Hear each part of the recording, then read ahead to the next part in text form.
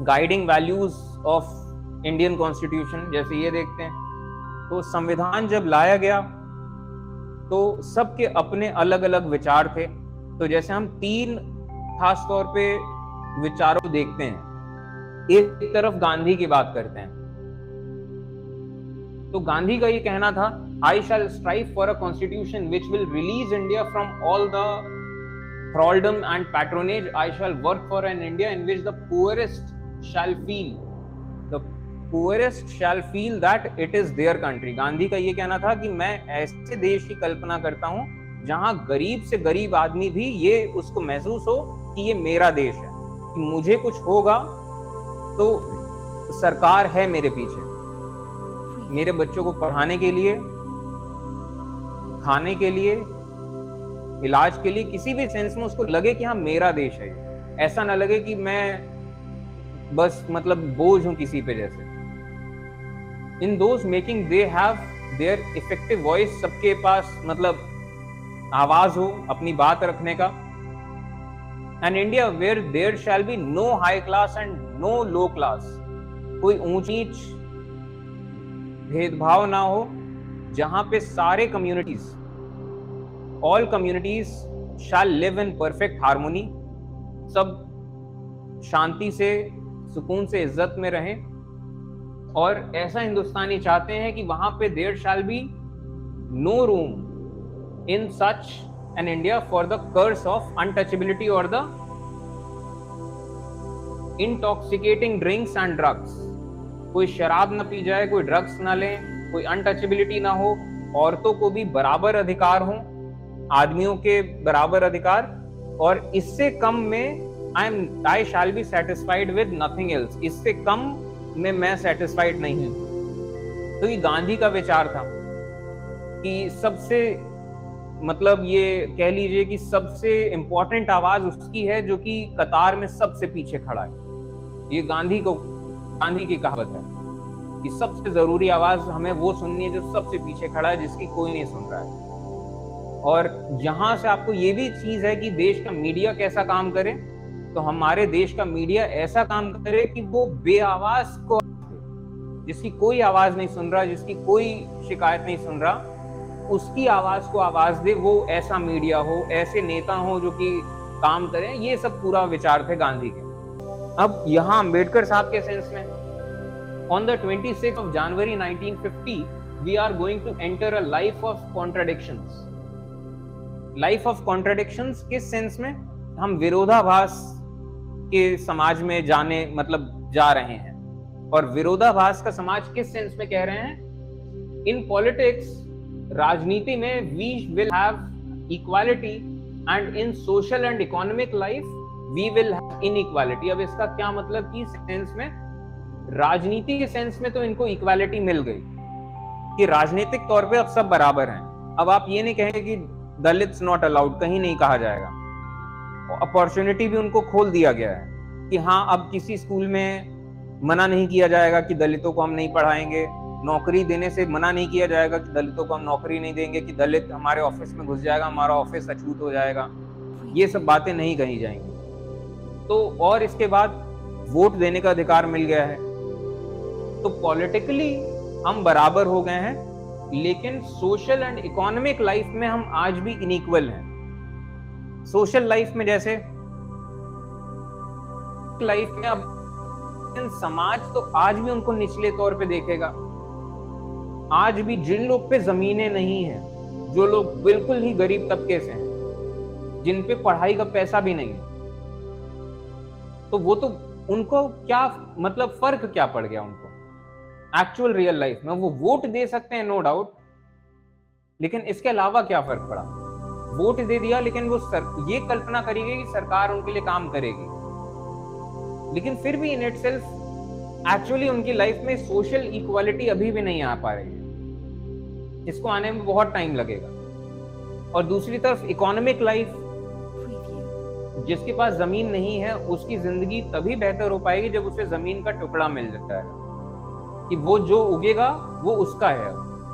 तो ये भी अभी नहीं हो पाया है। इनसे कहा गया कि आगे किया जाएगा। नेहरू कहते थे कि हम ये जमींदारी एक्ट लाएंगे और ऐसा वैसा जमीनें जमींदारों से लेके इनको देंगे, लेकिन एक्चुअली कितना कर पाएंगे? नहीं करेंगे, आज भी नहीं होती है।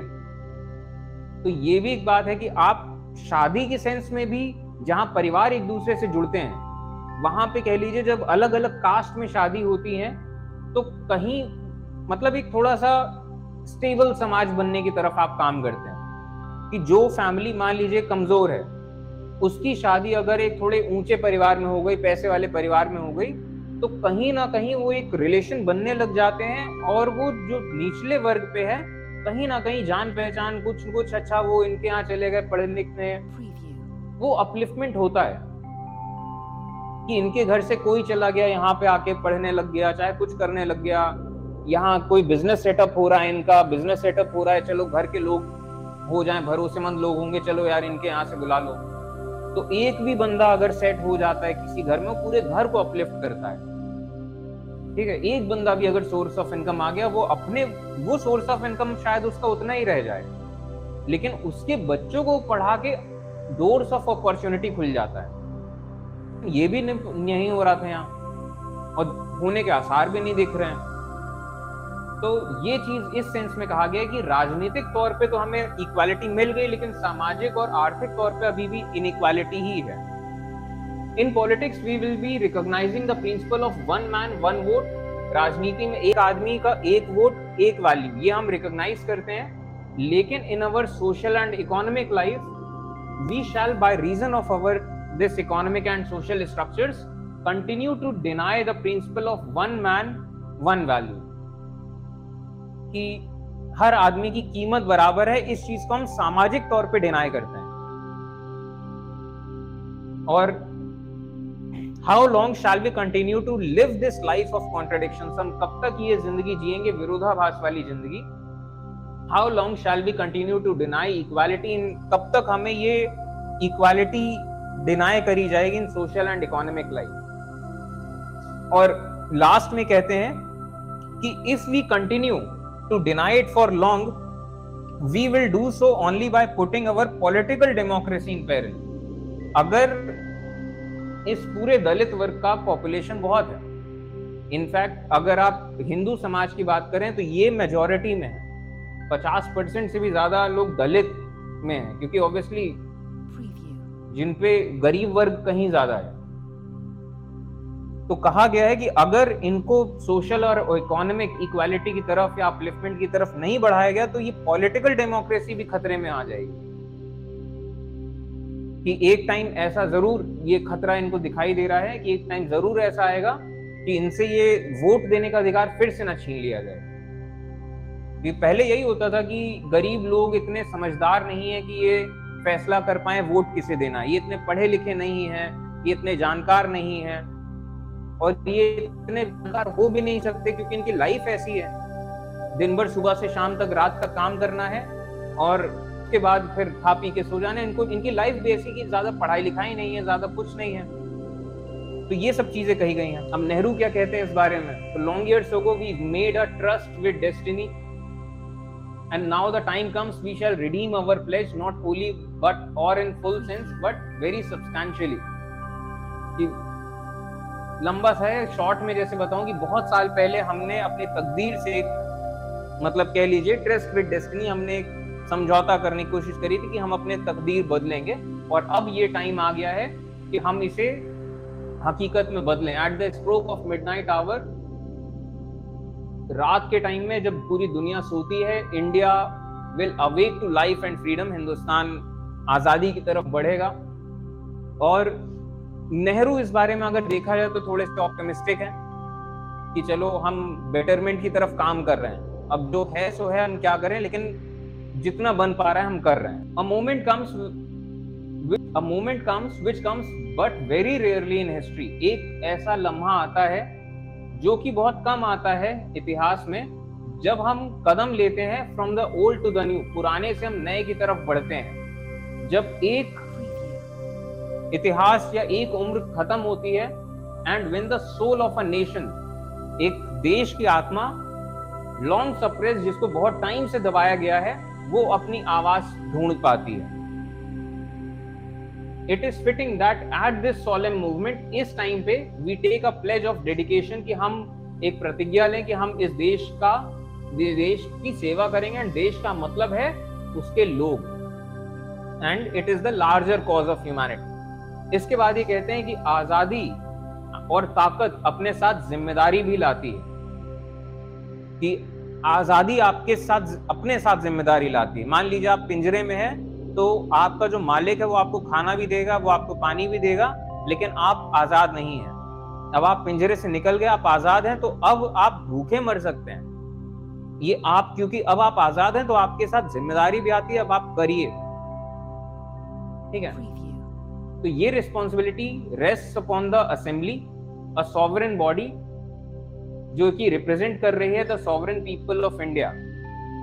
और before the birth of freedom, Hindustan के ये आजादी मिलने से पहले हमने बहुत सारे दुख दर्द तकलीफें झेली हैं, हमारे दिल भरे हुए हैं with the memory of the sorrow, उन दुख दर्द तकलीफों से, और कुछ दर्द अभी तक चल रहे हैं। इसके बाद कहते हैं कि नेवरदलेस, कोई बात नहीं, पास्ट खत्म हो चुका है और अब भविष्य की तरफ हम देख रहे हैं।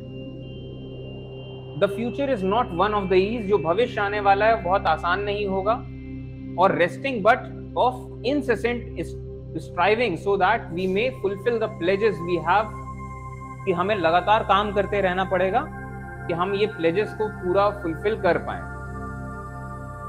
और जब हम कहते हैं सर्विस ऑफ इंडिया, तो सर्विस ऑफ इंडिया का मतलब होता है the service of the millions who suffer. It means the ending, इसका मतलब है कि हम खात्मा करें गरीबी का, अज्ञानता का, रोगों का, इनइक्वालिटी का, और the ambition of the greatest man of our generation has been to wipe out every tier.